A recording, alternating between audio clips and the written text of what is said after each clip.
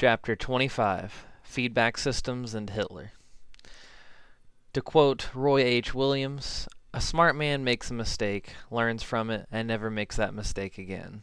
But a wise man finds a smart man and learns from him how to avoid the mistake altogether." End quote. World War I was novel in a few ways. There was a lot more trench warfare. There were automatic weapons that could mow down dozens of men in seconds. Radios were new too. When you think of feedback, you might be inclined to say that radio communications would improve information flow. Officers should be able to make decisions and pass out their orders more quickly.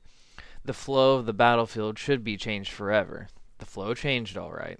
High-ranking officials were made safer through radios. They could hide in a bunker miles away from the front lines. Their lieutenants could radio in how many men they had and what supplies were left.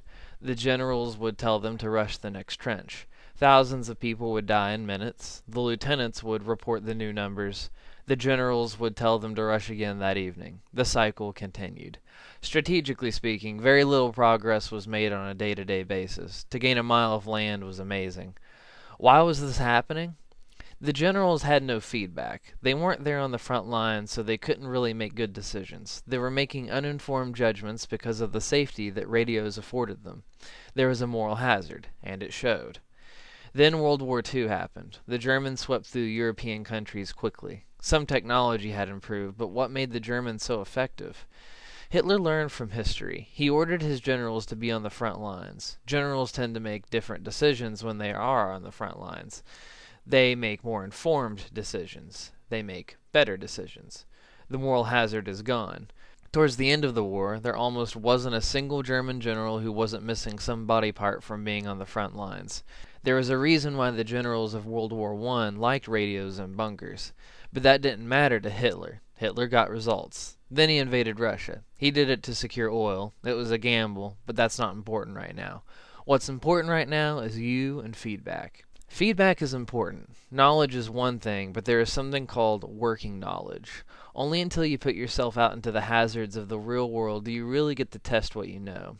You could have believed in something your whole life. If you've never tested it or used it, then it might just be a shadow on the wall. I brought up Hitler for a reason. Most people hate Hitler. But your hatred for someone shouldn't stop you from learning from them. Hitler was brutal and genocidal, among other things, but there is plenty to learn by examining what he did right and what he did wrong. I had an archenemy in elementary school. He was very intelligent. He knew how to change the flow of a situation and manipulate others to get his way. He made my life miserable. I wasn't very socially adept as a child. I still have plenty of things to work on even now. But my archenemy rubbed it in my face and got other kids to rub it in my face too. After years of watching him work, I started to admire what he did. There was skill to it. The way he could smooth talk people was impressive. I watched and I learned. I could see an attack coming from a mile away. I knew when and how he would make his moves. It took 7 years of beatings, but I learned. My archenemy was good at detecting your insecurities and pulling them out for everyone else to see. It made me question why I was insecure to begin with. I started to own up to what he found inside of me. Eventually, he couldn't touch me. I may have still been insecure, but the weakness was gone. Once he couldn't touch me, we suddenly got along just fine. I was glad that he couldn't see my deeper insecurities. Then I would have to face those too. For all the insecurities my archenemy couldn't see, I would have to face them myself. But my archenemy got me on the right track. I learned how to start being honest with myself because of him. A love of knowledge knows no enemy. Everyone can be a teacher. Everyone has a story. Don't underestimate the story of those you would rather not think about. It may be the one thing you need to know to break you free from the pain of your own ignorance.